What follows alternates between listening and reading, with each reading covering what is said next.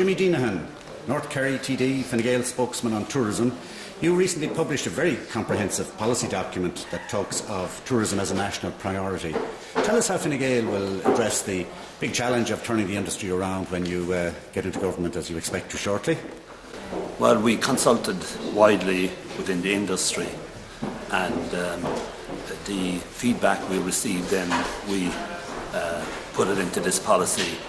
There are 12 overarching priorities in the policy.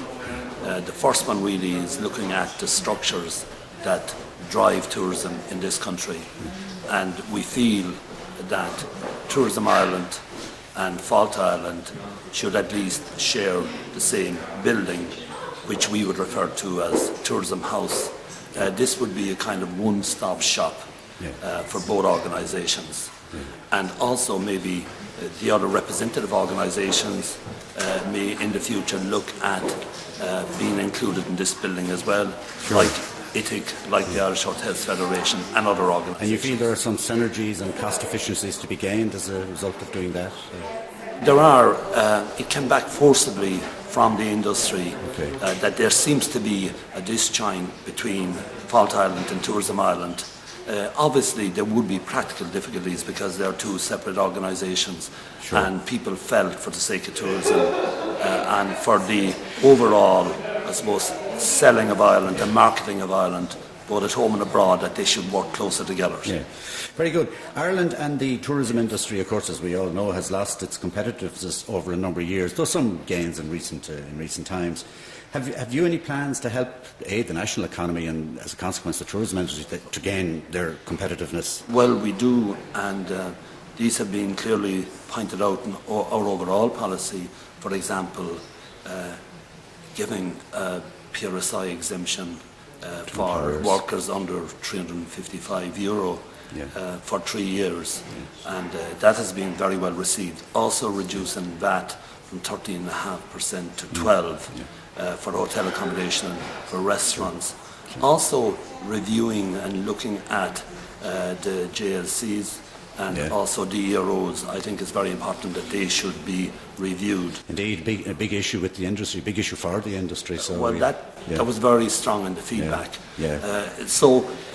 Those, I suppose, actions alone would help considerably. Absolutely, but energy costs is something that we're going to have to seriously look at in this country, and obviously charges overall for the industry, and that includes local government charges.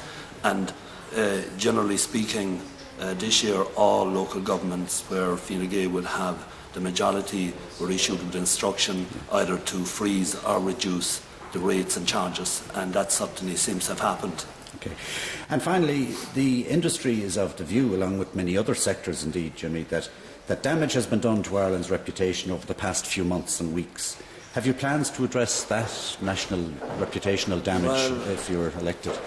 We have set aside a fund of 10 million to do expressly that, to go out among the world community, the global community, and to reposition Ireland and to undo a lot of damage that has been done to our international reputation, especially because of the way we handled our economy in this country. And certainly we have been tarnished and we have been damaged, but I think that that can be retrieved. But there's a job of work to be done. There's a major job of work, and I think for our embassies abroad and all of our officials, paid government officials all over the world, I think they have a job to do as well.